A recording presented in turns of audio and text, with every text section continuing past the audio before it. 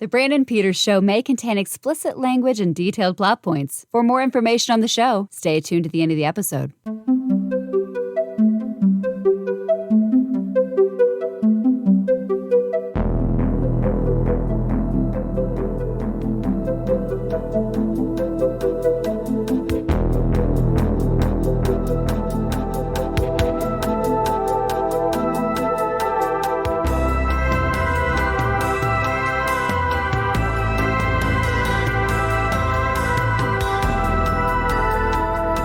And now, here's Brandon.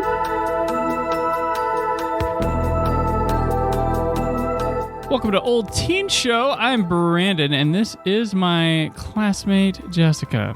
Hello. This edition of Old Teen Show covers the first and only season of the short-lived 1992 show, The Heights.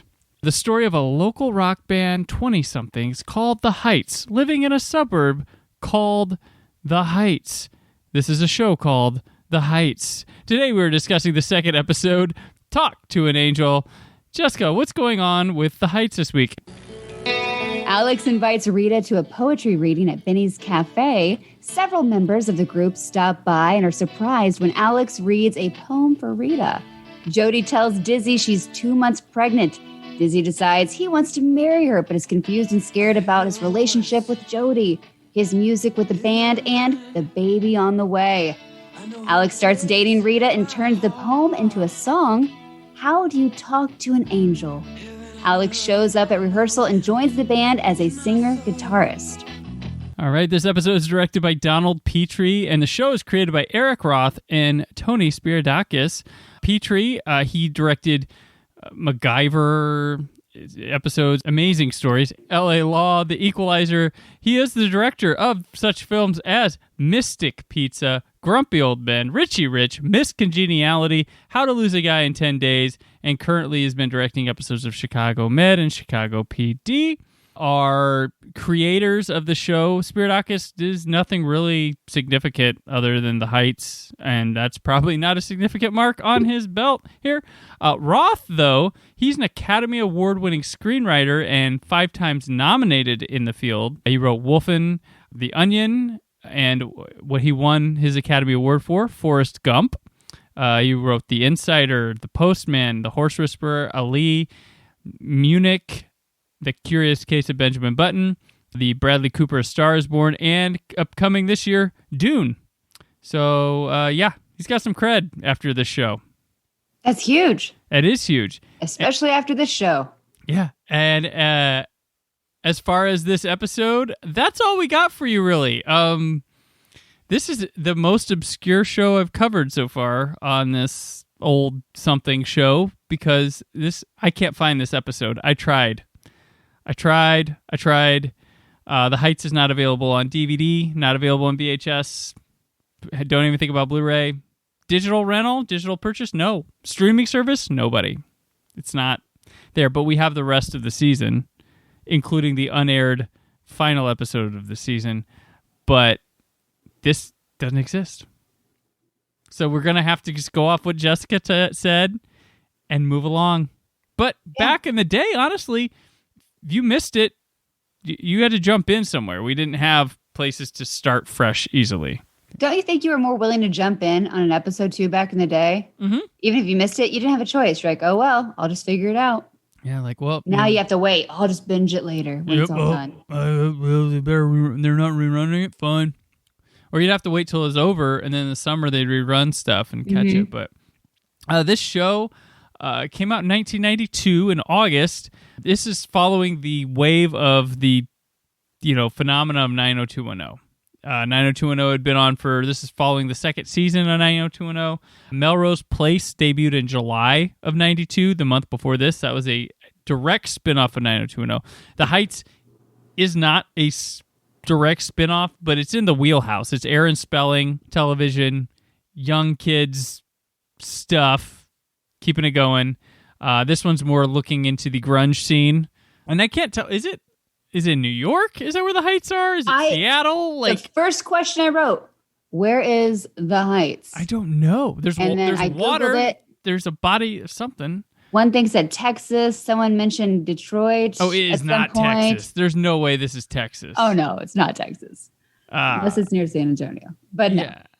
The show, before it even aired, it had a number one song called How Do You Talk to an Angel, written by Steve Tyrell, and he would go on to write music for California Dreams, the Saved by the Bell kind of knockoff. It is the first show to top the Hot 100 since 1985, and the first song by a fictional band to top the Hot 100 since 1969. Do you know what that previous fictional band was? The Monkees. No. No, they're a real band. Crap. Partridge. No, well, the Monkees is a fictional band. They But went on tour together, right?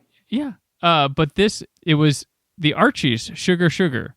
Oh, wow. I thought it was the Monkees too. Band. Huh? I didn't know they were a fake band. The Archies, yeah. It's cartoon characters.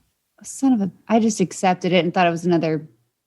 See, I thought the Monkees too, and then the Monkees last number one hit was in this area was 67, and I was like, then who the is it? And it was, I had to do some more diving, and it was the Archies, Sugar Sugar. And the show canceled the week after it dropped from the number one spot on the charts, the song, but it was nominated for an Emmy Award, but lost to Liza Minnelli live from Radio City Music Hall for the song "Sorry I Asked." Oh man, would they have canceled it sooner if the song dropped sooner? I don't know. Off the charts? It's really weird. So they sold the show, rightfully so, on the song. I don't give a fuck. I still love this little soft rock ballad cheese fest song. But it's funny, this show's so forgotten. In my research, there are people doing articles about highest charting television show songs, all this theme songs, all this stuff. Most don't mention the Heights. And I'm like, that's how forgotten it is, because your research is inaccurate, because it's missing, because this has those trivial points of being a number one song off the Hot 100, of charting well, of being a pretty big deal, more than the show was, but yeah, it's lacking. People aren't doing the research. The Heights, hashtag never forget, right? Yeah, I never heard of it. You never heard of it. So I was probably too young, but I still heard of 90210, and I always watched Married with Children, which was on Fox. So surely I would have seen promos for it without realizing it. Right. I remember getting psyched about I don't know why. I think it was because I was into the music, and I was watching 90210 with my mom at the time. She was something she got into Melrose Place, so I was like, well, this one looks like it's speaking to me. It's like that Nirvana and Soundgarden stuff or whatever. Not really at all. Their music is not really at all. But I was really excited. I remember watching it, but my memory is I was 10, so don't know what my memory's like then. But trivia point in Brandon's life, this was my very first CD, was the soundtrack to The Heights. You've got to be kidding me. I'm not kidding you. No. Yes, it's my very first CD. Funny enough, though, I got it for Christmas that year when I got my CD player boombox. Mm-hmm. So that means the show was off the air by the time I got that CD. But you didn't know. Maybe it was just on a... I did. Yeah. The first season usually gets a short run. It gets picked back up. You didn't know. Yeah. I was 10. I was uncool. Who knows? Yeah, I love that song. I still like it. This was a number one song, and I don't think a lot of people remember it at all. It was number one for a while. Yeah. Yeah. Never. I never heard it until you were singing it. And that's about it. And it is the actor that's actually singing it, correct? Jamie Walters, yep. He would go on to play Ray Pruitt on 90210, where he would have his second hit, Hold On. So did they just cast a singer, or he fit the profile, the Jason Priestley, Luke Perry vibe? He's got a very James Dean look. Yeah. So I think that was going for him because everybody wanted that. Because James Franco got that when he started. Oh, he looks like James Dean. He looks like a little James Dean. So if you look like a little James Dean, you were going to get all the opportunities in the world back then. Plus, he could sing. It's a show about music. I mean, as we get later on, I figured going back to something like, yeah, he was the huge focus of this show. He's not really so far. Not yet, from what anyway. I've seen. But I do like his character. He's really cool. He's one you want to cheer for the whole time. Right. Let's go through these characters since we don't have anything to talk. There are 4 minutes I found from this episode, and it's the end where he plays the song for everybody they all just pick up and go. They're all like, oh, he's got to play the song. I'm like, oh, I think I got a part for this. I think I got a part for this. Oh, what's that chord? Oh, now I'm playing with you, and I know everything. Yeah. Our characters, we have Alex Desert, the actor. He plays Stan Lee. Probably an accident naming that. Mm-hmm. But he plays bass. He's the guy who was from Swingers, who was this place is dead anyway. That guy, the token black guy they take to the parties with them. And he was also in High Fidelity. He was on the show Becker. He played Eli Williams on Boy Meets World. And Jessica, he is in the new A League of Their Own show that we talked about. It's going to be on Amazon. So fantastic. He's in that. So bringing it back, full circle here. I was checking him out on IMDb, and I mean, I've been watching The Simpsons, but not regularly lately. Apparently, he took over as the voice of Carl Carlson, which used to be Hank Azaria, I believe. Right. So there you go. That fits a little bit better. Yeah. With Ken Garrido, he is Arthur Dizzy Mazzelli, who's the drummer. This guy has a solid TV career. He was in Crash. He's been in a bunch of Spike Lee movies, including Summer of Sam, which is one of my favorite Spike Lee movies, Clockers, and Black Klansman recently. So someone around. Cheryl Pollack, who plays Rita McDougal. She's on saxophone. She's not acted since the late 90s. She was in Pump Up the Volume, played Susan Madsen on Melrose Place, and had lots of TV guest spots. So she's no longer acting. Charlotte Ross plays Hope Linden, the acoustic guitar and vocals.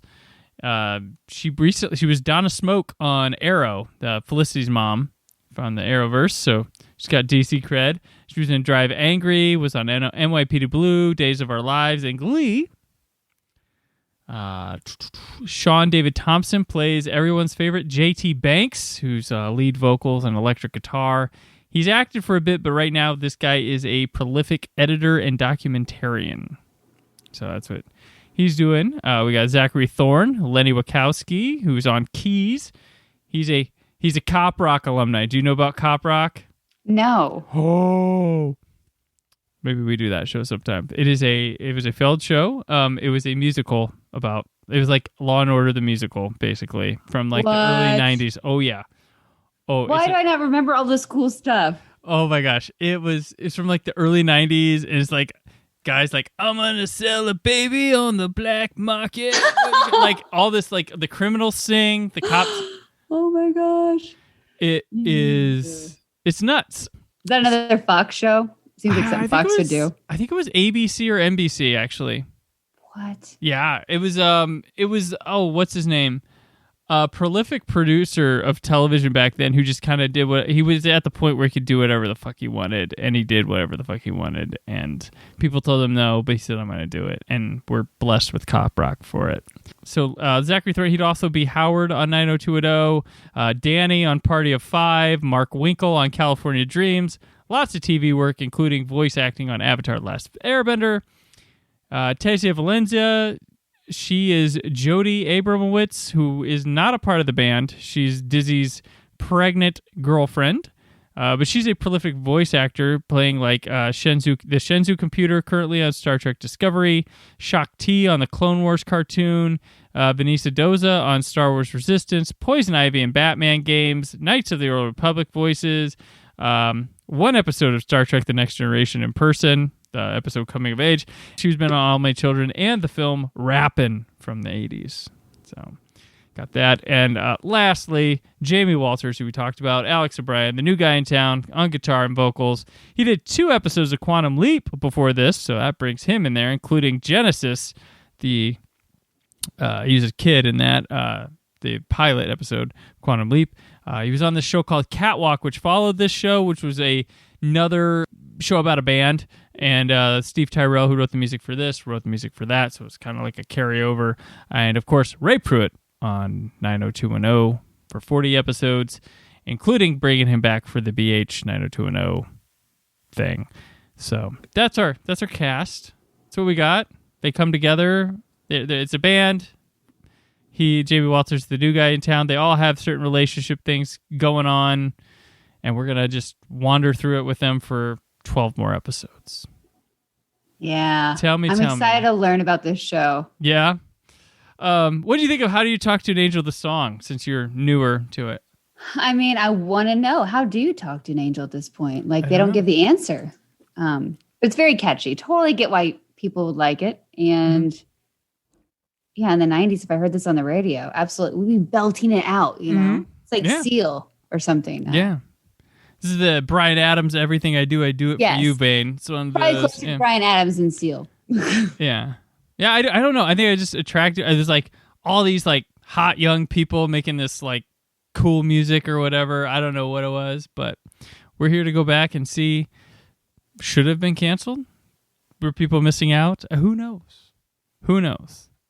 Yeah, a lot of saxophone. Kind of felt like the, late 80s, early 90s. That was the everything thing. had a saxophone in it. You had to have a sax. Especially in the theme. Like, I always think of Alf, but he played the sax. Oh, that yeah, was he the did. Theme song. Mm-hmm. Yeah, did it. So, okay. Well, this gig is over, and until next time we play, Jessica, where can people keep up with you?